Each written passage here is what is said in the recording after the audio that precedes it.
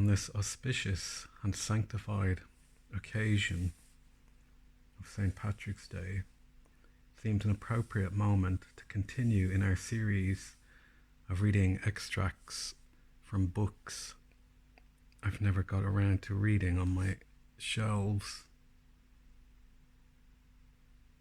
and read them into the abyss of the internet. So here we have Miles Away from Dublin by Flann O'Brien. And Flann, of course, was also Miles Nagopoline. And these selections were written under the name of George Know-All, who should probably be writing for the Irish Times these days, for it was the best of times, for it was the worst of times. It was the Irish Times.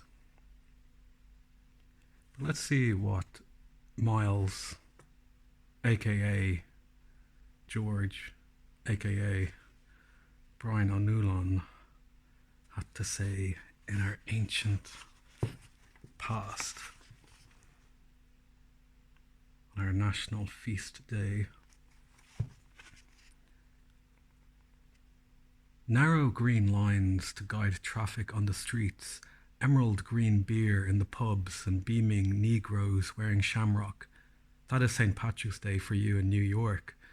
Apart from its religious significance, the day has for long been taken very quietly indeed in Ireland. In Dublin there is usually a considerable collision at Croke Park, and in the morning a great procession honouring Irish manufacturers. Some of these processions in the past have been in some respects surprising and shoddy, as I remembered them as a child of the 1980s. I have seen our national electricity undertaking publicly flexing its muscle by displaying a considerable piece of machinery, a transformer or something, on the heavy-duty lorry, though surely it was made in Stuttgart. Surely a nice stretch of native bog tastefully arranged on a float would be more appropriate nowadays. How Irish are cigarettes made in Dublin, but with alien tobacco handled by foreign machines? The more one ponders this problem, the more one is driven to the conclusion that there are hardly any manufactured articles in the country which are Irish from top to bottom, except stout and whiskey. For that reason, it was surely ironical when the first native government evinced an unsuspected puritanical trait and ordered the complete closing of all pubs on the national festival, giving the day the same penitential mood as Good Friday. Drink could be had in hotels, of course, and at the famous Dublin Dog Show, but the plain man was denied even a pint of plain. Happily, a more enlightened view now prevails, though it happens that abstinence is still promoted by the shocking price that is now demanded for the stuff. One wonders what St. Patrick himself would have thought of it all. St. Patrick himself is an extraordinarily shadowy figure. Several responsible scholars maintain that he never existed, and it is true that primitive Christianity abounds in mythical figures. Reputedly, he was born in Britain about 389, was kidnapped by marauders and brought to Ireland as a slave, escaped home and then went to France. After returning home, he had a vision, went back to France to study at Auxerre, and arrived in Ireland in 432. It was to commemorate that landing that we had a Eucharistic Congress here in 1932. There is no authentic account of what Patrick did here after he arrived or whom he met, though tradition and legend are plentiful enough. But two things are reasonably certain. Christianity was in existence in Ireland before Patrick's time, and there is therefore no substance in the claim that it was he who first brought the new message here. Secondly, Pope Celestine had already sent Palladius, who had laboured in Britain to stamp out the Pelagian heresy, to Ireland to do the same thing. The only surviving document definitely ascribed to Patrick is the confession which appears in the Book of Armagh, said to date from about 800. It gives a general account of his career, but is couched in Latin that is crude at best and sometimes downright bad. There are, of course, other and far later accounts of Patrick's life, but it is hard to understand the absence of reliable contemporary information, having regard to how minutely we know the people of a far earlier day, the apostles, for example, are all the kings.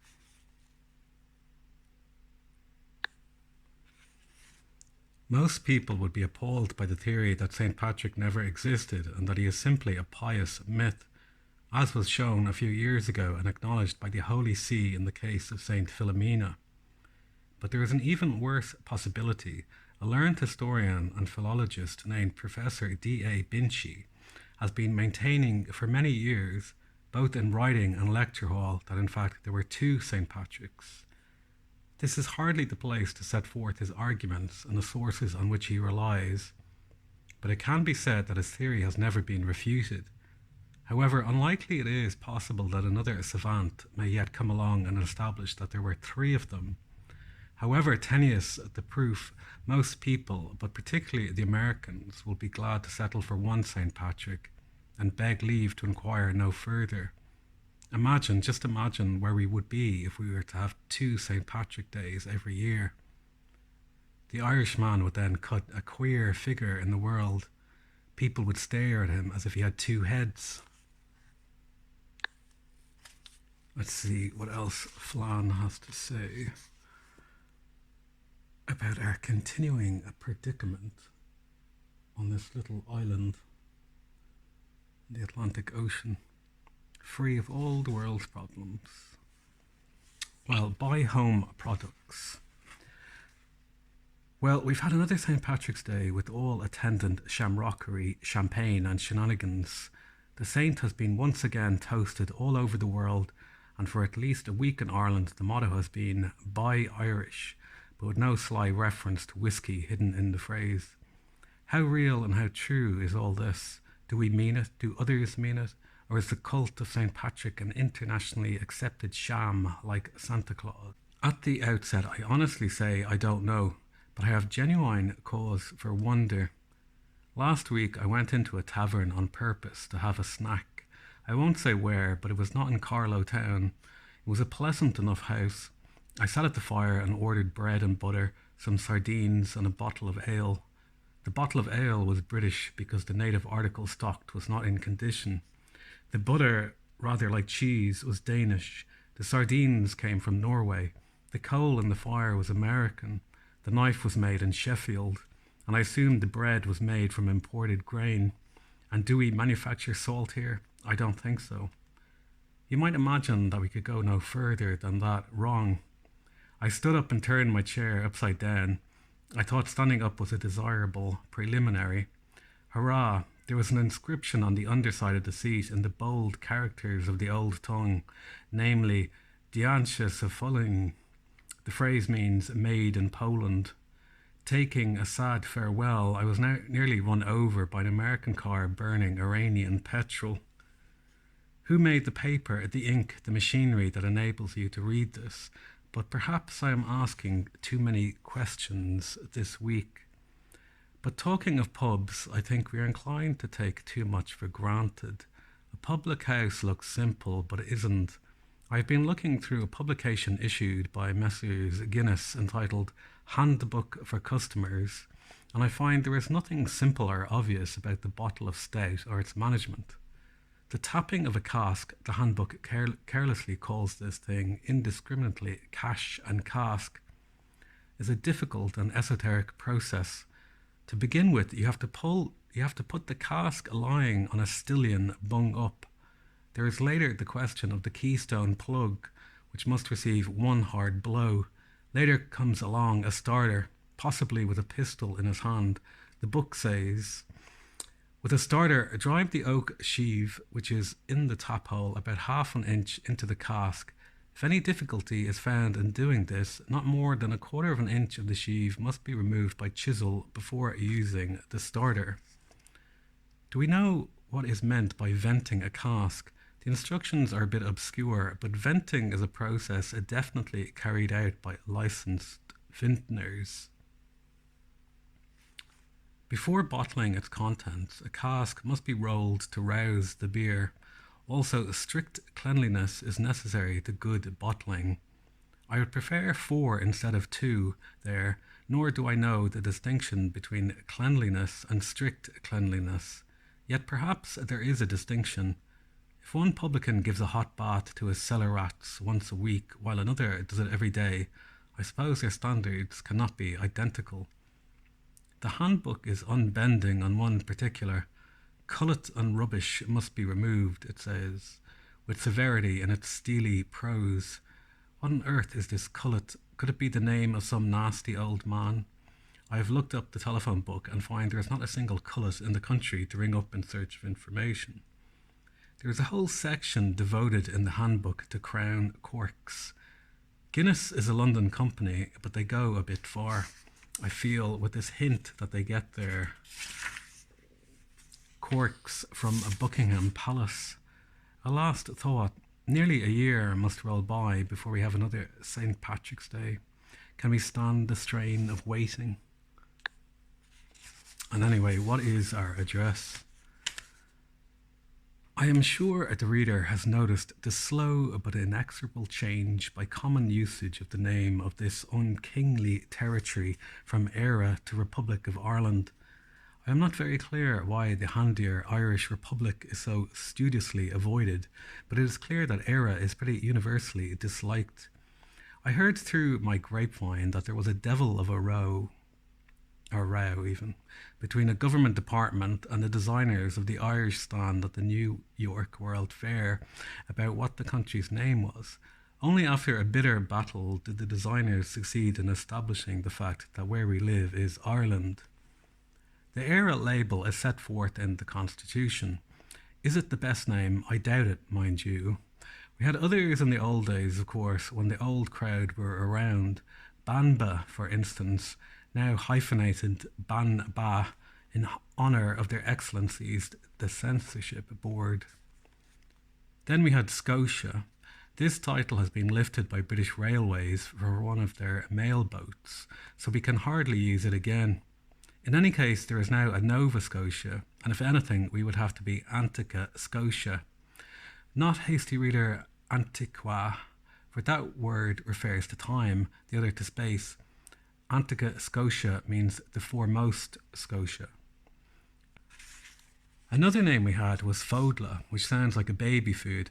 I'm no longer interested in baby foods, though I'm told that some people named Power do very well out of them. Hibernia is notable only for the fact that the well-known quotation means that the visiting team became more wintry than the Irish themselves, not more Irish. Saoirse Éireann was still another pseudonym adopted by this most honourable Irish nation. Saoir, of course, means mason, and I've always held that the SE title attributed undue influence to the Masons in our national affairs. The only other title that occurs to me at this moment is the one used among ourselves in privacy of family or public house circle. I mean this beep country. What about rethinking the thing and having the name properly changed? It would mean a referendum, of course, but unless we have more frequent appeal to the people, I fear the traditional science of personation will be a thing of the past, like patterns, homespuns, rinky faudas, pochine, and efficient public transport. Éire is overfull of vowels, 75% in fact, which means that the word is open to crazy mispronunciations on the part of foreigners. Could we not call this country Cork? Go on, laugh. What is wrong with my suggestion anyway? Cork is a simple word that is known the world over for cuteness, alcoholism, and literary posturing. The crowd down there have got a bad name for the whole lot of us, and I hold that our national ignominy should be geographically located and acknowledged. A town such as Cork, which holds that the rest of Ireland is provincial, deserves to be freed from a name that means swamp, if only to utilise for national purposes the paranoia, the secret studying, the shrewd marriage, the innumerable small forethoughts that have made our higher executive officers the finest in the world. Call the country Cork and the other place Éire. Think of the distinction for your children unborn. They will be Corkmen one and all, and therefore they will write novels. Even we who are now alive could become naturalised Corkmen. I had a vision or nightmare the other night. Dreamt I went up to the patents office in Dublin Castle to try to patent being Irish. I had drawn up a very detailed specification. You see, I want this unique affectation protected by world right. I'm afraid of my life that other people will find out that being Irish pays and start invading our monopoly. I'm not sure that certain sections of the population in America have not already infringed our immemorial rights in this regard. I did not get very far with the stupid officials I saw.